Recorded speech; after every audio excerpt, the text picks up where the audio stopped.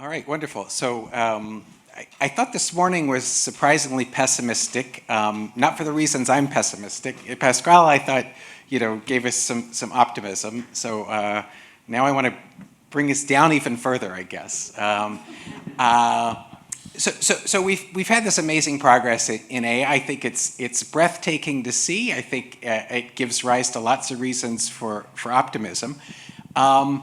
Importantly, the people who founded these labs, the people who got the Nobel Prizes for these innovations, and the people who have lots of money riding on this, these are people who certainly originally, and seemingly even now, are very worried about the downside risks, much worse than unemployment, but the AI somehow leading to very bad existential outcomes. And so what I've done in this paper and an earlier paper is ask, well, can we use standard economic analysis to tell us about this?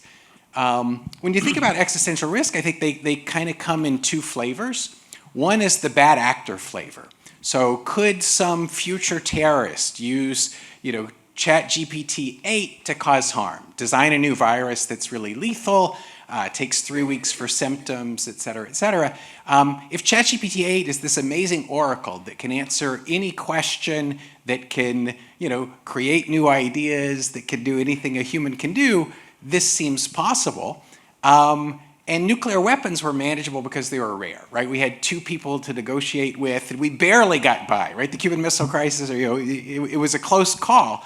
But if all 8 billion people had a red button that anyone could push and do enormous damage, that just seems like it's not a very good world.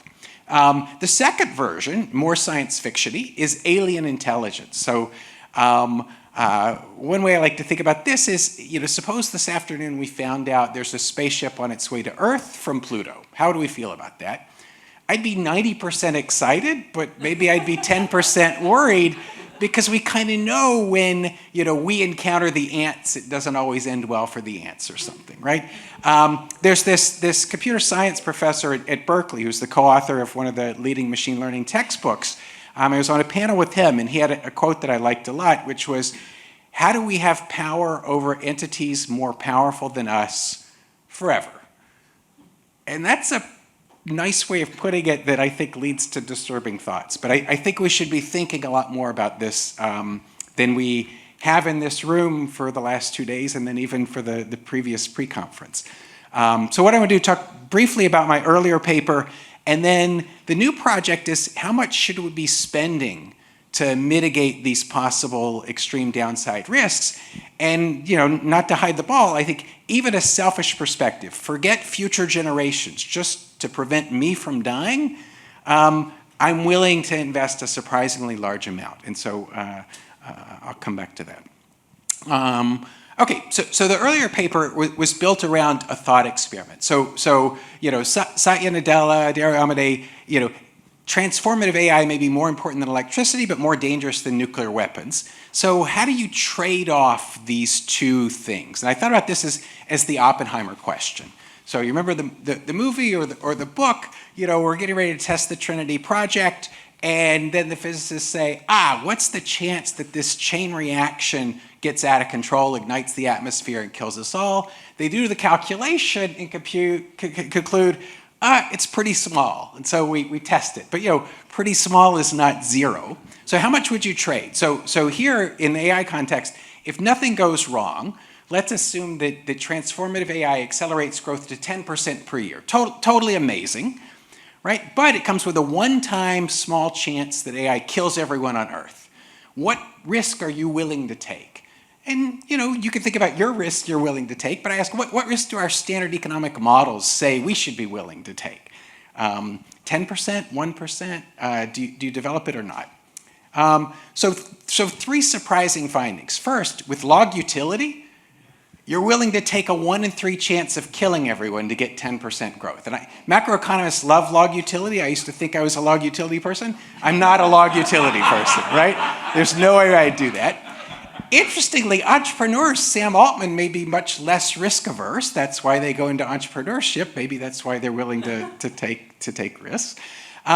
Interestingly, next point, The value of life is very nonlinear in this risk aversion parameter. So log utility is risk aversion 1. If risk aversion is 2, that risk cutoff plummets from 1 in 3 to 2%. If risk aversion is 3, it goes to 0.5%. So the intuition here is there's very sharp diminishing returns to consumption. Marginal utility falls really quickly. And so, with gamma equals 2 or gamma equals 3, utility is bounded. I don't need a fourth flat screen TV or a third iPhone. I need more days of life to enjoy, the beautiful Stanford campus, right? And so I don't want to die. I don't care about 10% growth because that's running into sharp diminishing returns. I care about not dying. Then the last point, recognize this sort of builds on that, says, okay, if we get the 10% growth, we're probably going to also cure cancer and cure heart disease and have all these great medical innovations as well. Well then, interestingly, now you're trading off lives versus lives rather than lives versus consumption. So I care about not dying. I don't care about what kills me. It's the cancer or the AI, but if the AI reduces the cancer, I'm willing to take more risk from the AI. Turns out even with gamma equals 3, the calculation says I should be willing to take a 1 in 4 chance of killing everyone to cut mortality rates in half. Lives versus lives instead of lives versus consumption makes a big difference. Okay, but of course I don't want to take any risk. If there's something I could do about the 25%, maybe I should be doing it, and that's kind of what the second paper's about. So I kind of knew, I knew that if you take future generations into account, there are tens of billions of future people. We can make an investment today. Okay, we should invest a lot. And I didn't think that was. I thought that was obvious enough that I wasn't going to write that paper. What led me to write the paper was when I realized, we've actually been through something like this, analogous to this, very recently, and that was COVID-19. So with COVID-19, we faced a mortality risk of 0.3%. We shut down the economy, kind of willingly, more or less. A lot of people stopped going out. We spent 4% of GDP to mitigate a risk of 0.3%. Well, I suspect the AI risk is at least this large. If you ask a bunch of AI people in San Francisco, they definitely think it's at least this large. So we should be willing maybe to spend at least this much by revealed preference. So maybe we're massively underinvesting in mitigating the risk. Again, purely from a selfish standpoint. Forget future generations. Just, we don't want to die. Let's avoid it. Now you might ask, well, was COVID, did we do the right thing there? Probably not, but if you do the calculation, we would have been willing to spend even more. And the way that works is the value of life that the EPA or the Department of Transportation, the US government uses, is $10 million per life. Okay? To avoid a mortality risk of 1%, your willingness to pay is 1% of $10 million or $100,000. GDP per person is only $90,000. So this is more than 100% of a year's per capita GDP. And if you thought, okay, maybe the risk, it occurs sometime in the next 2 decades. So we have 20 years of GDP that we could invest. Okay, you could justify investing an annual amount of 5% of GDP every year for 20 years if that would allow you to completely avoid the risk. Now, we can't be sure that would allow us to completely avoid, so it's more complicated than that, but this definitely gives the intuition. Life is just incredibly valuable, so we're willing to spend surprisingly large amounts to avoid risks. So what's missing here is how effective is the spending. And that's kind of why there's a paper rather than a blog post or something, because you have to do some calculations to handle the fact that we don't really know how effective it is. Okay, so that leads to the model. So really simple setup. There's this one-time existential risk. Probably delta, you kill everyone. Delta is a decreasing function of the mitigation investment, X. So again, one-time investment in mitigation, X. How much do you want to spend to reduce that probability? There's an exogenous endowment of income per person, YT. And you could imagine that grows really rapidly because of AI. Turns out I don't even use that fact. So, there's some endowment, it is what it is. I'm going to use a value of life of $10 million as the default. But if, AI growing rapidly, raising growth rates could raise the value of life.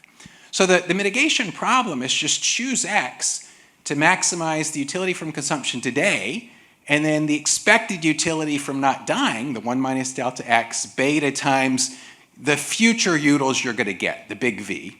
And the big V is just the add up all the utils from consuming your endowment, because the x is only a one-time thing. So you only spend x once, and then you consume your endowment forever after that. So you can see it's a really simple problem. The first order condition is the usual thing. You're trading off the marginal utility of another dollar of consumption today versus the reduction in the risk that happens multiplied by the value of life, the beta times V of t plus 1, all the future utils you could get if you don't die. So you can rewrite this first order condition to get a more intuitive expression by letting S be the fraction of your endowment, you invest in mitigation, and let eta be the elasticity of that delta function. And since delta's decreasing, I'll take the negative, so it's a positive number. So, and then you get the expression in the box here. S over 1 minus S, and think of S is pretty close to 0, so this is roughly S. S is the product of 3 terms, and start at the end. The last term is the value of life term. So V is the value of your future life in utils. You divide by the marginal utility of consumption to put it in consumption units. So V over U prime is like the $10 million. And you take it as a ratio to per capita consumption, which might be $50,000, and that would give you the rest of your life is worth 200 times annual per capita consumption. The C is actually a little bigger, so it's more like 180. Okay, but your life is worth 180 years of per capita consumption. So what's the risk to be mitigated? The delta. Let me just guess 1% to start with. Well, that would say, you're willing to pay 180 years of consumption. No, only 1.8, only 1% of that, so 1.8 years of consumption. And so that's bigger than 100% of GDP. And then you got to multiply by this elasticity parameter, which I really don't know what that number is, right? How effective is the spending? It seems likely to me that it's much bigger than 0.01, right? So if you spend 1% more on mitigation, does the risk fall by 1%, or 1 basis point, right? 0.01. In many of the simulations, it's going to be a lot bigger than that. So this didn't seem crazy to me. If you multiply those numbers out, you get 180 times per capita consumption. 1% of that, so that's 1.8 years worth, and then 1% of that is 1.8% of per capita consumption. So you're going to see lots of numbers in a second. They're mostly bigger than this. It's this kind of calculation where they come from, and yeah, I'll consider different values for kind of all these different parameters. But that's the basic calculation in the paper. Okay, to implement this, I need some functional forms and some parameters. So what are the parameters here? So delta 0 is the risk without mitigation. I'll think of that as 1% to start with, and again, consider a wide range of values. Phi is what share of the risk could be eliminated by spending. Maybe some of the risk you just can't do anything about. So 1 minus phi is what you can't do anything about. So 1 minus phi delta 0, we're stuck with that. But the phi part, maybe we can do something about. Alpha, there's this exponential decay. As you spend more, the risk goes down exponentially. And n is the number of people. There's this non-rival aspect to it. The more we spend, the more the risk goes down. To calibrate alpha, it's easier to do it in the following way. Think about this C parameter as what share of risk would be eliminated by spending 100% of GDP. So if you spend 1 year's GDP, what share of the risk goes away? That's the way I'm going to think about the parameter. And T is how many years do we have? Is it 20 years? Is it 10 years? Is it 5 years? How long is that first period where we can do something about it? Okay, so here are the baseline values. I'll let phi be 1/2 and C be 1/2 and delta 0 be 1%. You saw the value of life, 10 years, risk aversion 2, 1% discounting per year, but T years, so 10 years while we're doing it.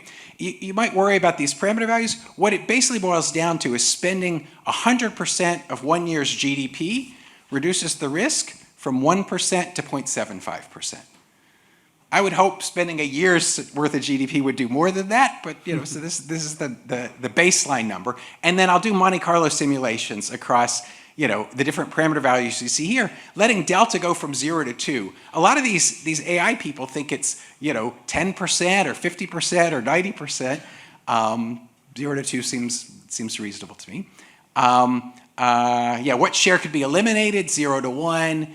How effective is the spending? 0 to 1. Value of life, time of perils, etc. Okay, so here's a set of calculations. So when you do the baseline, it turns out you want to spend 16% of GDP every year. So for these baseline parameter values, 16% of GDP is what you would optimally spend. Cut the risk in half, that cuts the spending roughly in half. Let the risk be twice as large. You're more effective, less effective. You see, no matter what I do here, I'm getting numbers bigger than 5% of GDP. And it really comes from that value of life thing that I told you from the beginning. Life is just valuable, so don't lose it if you can help it. It's going to turn out to be the case, and this is kind of interesting, that when I do the Monte Carlos, in a third of the cases, you don't want to spend anything. And where that's coming from, you saw I had this exponential form. There's no ANATA condition at the bottom. So you don't want to invest. Don't spend anything on investment if u prime of y0 is bigger than delta prime of 0. My delta prime of 0 is not infinite. So if you had an ANATA condition here, you'd always spend a positive amount. So I kind of rigged it so that, in favor of maybe we don't want to spend here. So in a third of the simulations I'm going to do with the Monte Carlos, you don't want to spend anything. And yet, it's still going to be valuable to spend a lot on average. And you can do a calculation here. It's basically what's the willingness to pay, and then how effective is the spending. And if it's just not very effective, or you can't do much about the risk that's out there, you're just not going to spend anything. So that's just intuition for the result that's coming on the next slide. So here's a million simulations across these uniform distributions. And again, you can see a third of the time it's optimal to spend nothing for a third of those parameter values. The median amount you want to spend is 6%. The mean is 8%. And 2/3 of the runs have you spending more than 1% of GDP. And you can see, for some parameter values, it could be really high. So I do value the future. So I have a case where I value the future, and I have a case where delta 0 is 0 to 10% instead of 0 to 2%. That just raises the numbers even further. So in my last 2 minutes, let me just offer some concluding thoughts. So what do I take away from this exercise? Well, the first thing I take away, I probably don't want to spend 16% of GDP on mitigation right now. I'm not sure what we do with it, but it does seem to me entirely straightforward to justify spending something like a third of 1% of GDP, right? It's very hard to get spending less than that to be optimal here. That's $100 billion. Rough estimates suggest we're currently spending about $1 billion or less on AI safety. So we're probably underinvesting by more than a factor of 100 by my calculation, and this seems like a tremendous mistake to me. Next point, you might ask, well, what do we do with this $100 billion? Are there really $100 billion worth of things to do? I think there probably are. So first, slow down. Just don't go as fast, right? And while you're slowing down, invest in safety. Give us more time, more of a runway to make sure we do this safely, and that would be very helpful. Second, when you look at how Google DeepMind started, they first did these very narrow things. So from the first paper, remember, medical innovations are incredibly valuable. Well, AlphaFold, protein folding, that could still kill us all, but it's much less likely to kill us all. So let's do a lot more of the narrow AI, particularly in medical research, and go slower on the other stuff. And while we're going slow, invest in safety research. It seems like something along those lines is definitely in our interest. Another thing that really jumps out at you, it's interesting that Dario Amodei, Sam Altman, Jeff Hinton, these people were very concerned about safety. OpenAI was founded because of safety, Anthropic founded because of safety, and yet we're in the middle of this race where people are racing faster and faster. I think it's a classic, patent race dynamic where each of the racers says, look, whether I race or not, if we're going to die, we're going to die. So I may as well race because after all, I'm probably safer, and if we don't die, I get to be the most famous person who ever lived, and that I value, right? So So I think there's this real big negative externality, and there's a question of how we get the labs to internalize these externalities. I think a policy I find intriguing and worth considering is tax GPUs, and I don't mean a 10% tax, maybe it's a 10x tax, I don't know, some huge tax to slow them down, and use the revenue to fund safety research.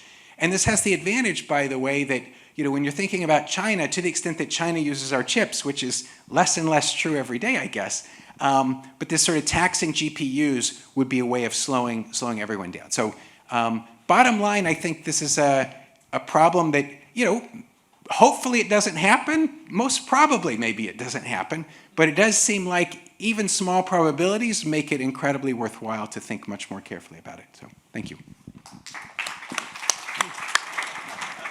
So on that cheery note, you can, bring my slides up, thanks. So first, just to remind you how happy AI is, I wrote my discussion, submitted it this summer, and then I just uploaded it to Gamma AI, and I didn't even tweak the slides that Gamma AI provided for me. So these amusing, cheesy pictures are kind of fun. Okay, great, but it did a pretty good job, so here we go. So I think the core argument here, and I'm really going to focus on the 2025 paper because that's a conference volume paper. There's a sense in which the numbers we can talk about, but the core takeaway you kind of have to agree with, right? Which is if there's a substantial probability, which a lot of experts seem to think, that we're all going to die, maybe we should be doing something to mitigate that risk, right? And so what I do want to spend a little time on is, so Chad basically is going to calibrate this using a federal value of a statistical life calibration, right? So how much money we spend to make cars safer or airplanes safer or the workplace safer is going to be extrapolated essentially to thinking about how much we should spend on this existential AI risk. And Chad alluded to this a little bit in his last slide, but I want to talk a little bit about two elements of that, which is first, he doesn't really spend much time talking about who exactly is going to spend this money. I think it's implicit that, he's using US GDP to talk about the US value of a statistical life, so he's thinking about the US government, but we got the whole rest of the world out there to think about. Yeah. You guys are getting the benefit. Yeah, okay, well, to discuss. Okay, and then, I think the other thing, and this is really the philosophical challenge, is should we view, even forgetting about future generations, does society actually, in the data, in a sense, in our lived experience, view extinction risk as the sum of the end of every individual life, right? If you're bootstrapping off of the value of the statistical life, it's just everybody dying is the sum of every individual dying. And so I want to think about both of those things a little bit. And so one of the things I thought about, and this has come up a couple times today, is, it's the value of a statistical life, and COVID are both situations in which both the spending you do to mitigate risk is somewhat appropriable, right, to either the individual who stays home or the nation state, at least, who's doing the spending. And that's not necessarily true for this AI risk if I'm going to blow up the whole world, if the AIs are going to blow up the whole world and make the whole planet extinct. And it's not true for asteroid risk, right? So I decided, we've talked about asteroid risk.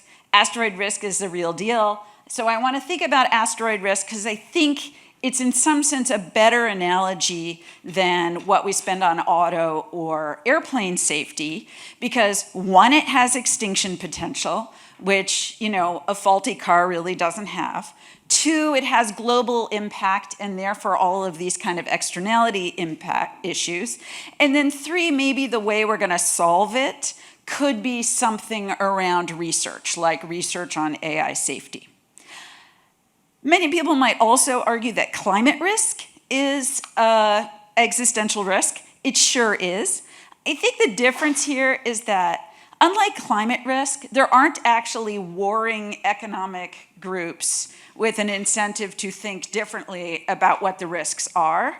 You know, in surveys of the United States population, 91% of people think NASA should be doing asteroid risk mitigation, and 60% of Americans think it should be NASA's top priority. So unlike climate stuff, no one seems to want to be obliterated by an asteroid, right? So it's incredibly popular, right? So it's kind of the best case for our willingness to spend on extinction level risk, because it's incredibly popular and it's kind of cool, right? So what are the risk probabilities? NASA tells us a little bit about that. For a local event, which is like wipe out San Francisco and maybe cause tsunamis with like unanticipated effects elsewhere, that's like a 1 in 20,000 annual event. An event which NASA says causes the probable collapse of civilization, that's 1 in 700,000. And then maybe just to kind of fix ideas, remember we're observing asteroids all the time. And in 2024, there was an asteroid that was a city killer size that at its peak, NASA was estimating had a 3% chance of a collision with the US, right? So those estimates are varying over time. So these are smaller than what the estimates that Chad's are working with, but it's certainly in the range of expert opinion, right, about what the AI risk is. And we can multiply. Okay, so we do spend money on this, that's the whole point. And so the double asteroid redirection test is the main way that the US spends money. And I'm not gonna go into detail, but you know, we are pretty grim. We're feeling pretty grim after Chad's talk. But you know, in 2022, we did successfully demonstrate an asteroid deflection. Over the last 10 years, the investments we have made have probably massively decreased our asteroid risk. Okay, so I do some hand waving to make that, I do use real data and real numbers on how much we spend. There is some hand waving about the probabilities. I would say there's less hand waving about the probabilities than Chad's doing, so I'm feeling comfortable about this. But over the 2015 to 2024 period, we spent $2 billion on this project with an ongoing annual budget of $300 million. I think it's plausible to say, based on what I've read, that in my astronomy grad student that I had to hire to help me with this, a plausible permanent halving of the probability of a devastating asteroid effect, right? So that means I could take those numbers and back out what the value of a statistical life we're using to fund this program is, and it's like 0.75 million, far below the benchmark of 7.5 million that Chad uses for the similar time period, right? So this is incredibly popular, and we don't spend anything like what we spend on airplane safety or car safety. Again, maybe because it has these issues. I just want to briefly note that the US spends money on this. Europe actually spends money on this. GDP per capita in Europe's about half the US, and they actually spend about half of what we do, which kind of tracks that as a fraction of GDP, they're doing about the same thing that we're doing. Now, I should have said this, but this is dollars per American life and dollars per European life. There's a whole rest of the planet which is both not spending anything but stands to benefit from these expenditures. Quickly, the ESA, again, this is very popular, and the ESA is very proud of the money that they're spending on this project. And that's a t-shirt from the ESA. That's the one slide I actually added over the GPT.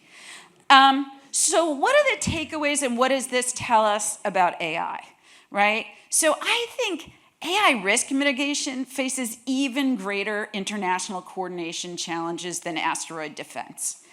First of all, and Chad alluded to this at the end, AI development carries significant immediate economic benefits, creating free-riding temptations across countries, right? If we were to slow down as much as Chad is suggesting, there's this strategic behavior, right? We can't necessarily tax, maybe we can tax chips and if we're exporting them, right? But we can't, any individual country can't necessarily tax away incentives in other countries. And there's some really aberrant, incentives here. And I think this government cooperation is nascent and controversial compared to space cooperation. So what do I think is the path forward? Spending at Chad's contemplated levels requires a consumption sacrifice and political will well beyond what we've demonstrated with asteroids. Again, despite the fact that asteroids are actually a pretty popular category to spend on. What are some things I think that means we should have as a research priority going forward? I think we really need to think about what does a global coordination system look like? There are actually surprising, between the US and Europe, cooperation mechanisms with regard to asteroids. So we have seconded workers to the Hera mission that the ESA is doing, for example, the US government. What does that look like? Like, how do we think about some kind of international governance? What is a framework for eliciting AI safety spending? And I think this is the challenge that makes the challenge he's already posed even more formidable. So thanks.